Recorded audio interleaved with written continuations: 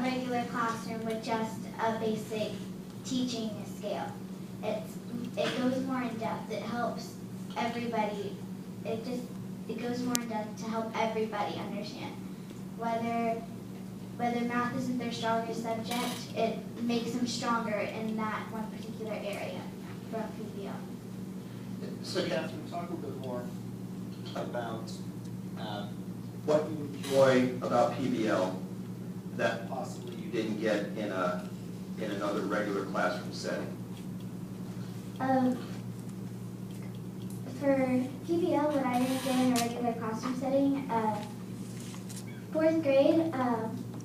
in fourth grade, my writing teacher was also my science teacher, so I kind of had her in both ways, but for writing it's more challenging for me, and since in a regular classroom I would only get the basic stuff and rules that you would just know and you'd have to remember it, but for PBL it's a different process. I'm learning it, which makes it stick more into my memory. Sorry, I wasn't paying attention. Talk about anybody, someone who hasn't spoken yet. Talk about one of your favorite PBLs and why that particular, sounds like timed already. Why that had meaning and value to you. Well, one of my favorite ones was when we did an ebook to send to Sierra Leone, a place in Africa, to help kids over there because they didn't have as much supply as we did. So we decided that maybe with the book we could help their education. Even though we couldn't send them clothes or any of those things, we could help them by their education. And that's even better than any other thing because no one can take that away because some people can take your things, but no one can take away your education. So we decided that would be much better.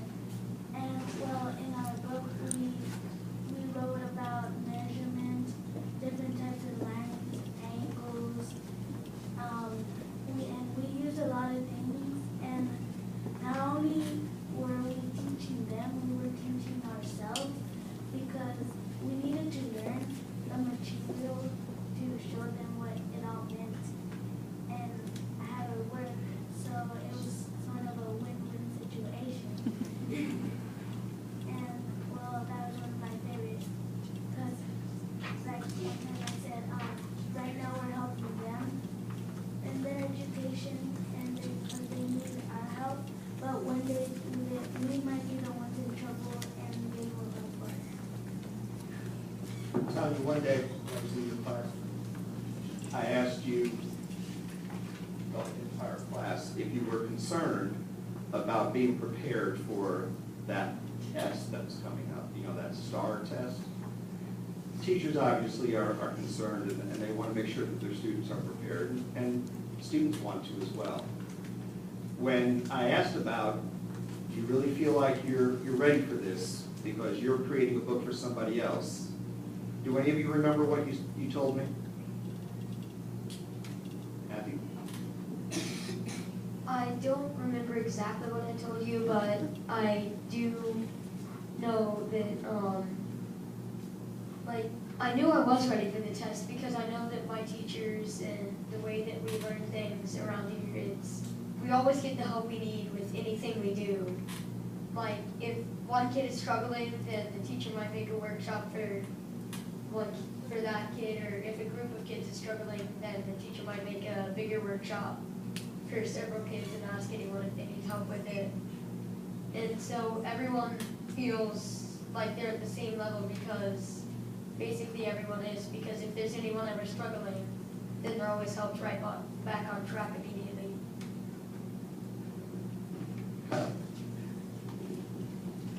I felt like I was pretty comfortable with the STAR test because if I see something on the test, I can just think back to, oh, we did a PBL for that. That was part of solving our problem. Like, we did such and such to solve the problem. Okay. Let's go the other way.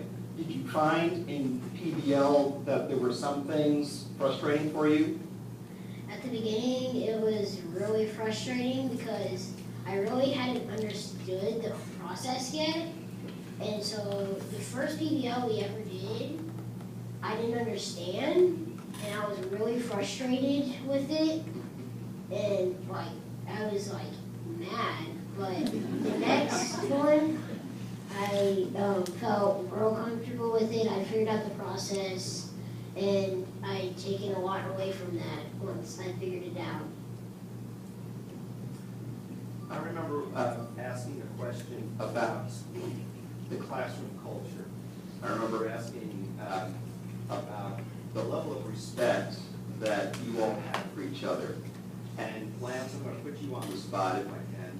I remember you answering that question about how you work together and why it seemed like you worked together so easily. Well, I think the reason that we all work together so good is because in the very beginning of the year, we didn't know each other. We had no idea who anybody was. And then when the teachers started putting us with our groups, we started to like understand what our limits were and how like what we could do, what were our best strategies, and we would combine those. And some groups got along good, and some, well, they didn't get along so well. And most of the time, after the teachers figured out which groups did good and which groups didn't, she would mix them up just a little bit, but not a lot. So over time, did you see that the groups work with each other in a better way, in a more productive way? Well, I would say in about maybe 2 to 3 weeks, the groups were doing really good together and they were working good. So how do you, this is for anybody, and maybe Andre or Matthew would like to answer. It is Andre, right? Okay. Andre has joined us. Please welcome Andre. So when you were, how did you hold each other accountable in groups? How did you make sure that that group members were pulling their weight and it wasn't one person doing all the work? And hold it up close to your mouth, Andre. We would always know that if someone's struggling, we would always make sure they're okay. We're not like saying, get over it, just do it yourself. We make sure that every single person is doing what they need to do, instead of having people slacking off, talking all the time. That's how people don't get their work done. But with groups that can work together, who can stay on track, they get the stuff done and are a better group to each other. Pass it down to Matt. During the PBL process, our teachers have us assess team norms when we're in groups.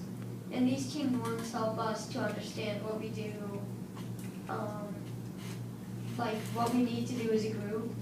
And we always have to agree to at least 3 team norms that will help us better work together. And it's part of our contract that we started. It's a team contract that has what jobs one person will do.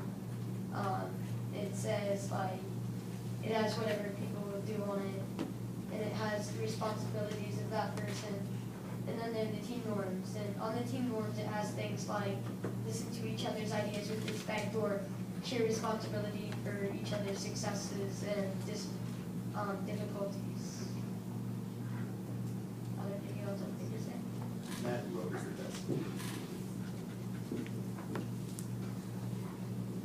Like the other Matthew said, we have team norms, which are jobs, and each one has to focus on that job. Like we have a project manager who is supposed to keep the other teammates in track. So let's say if one person's goofing off, the project manager is supposed to pull them in, and all the jobs have different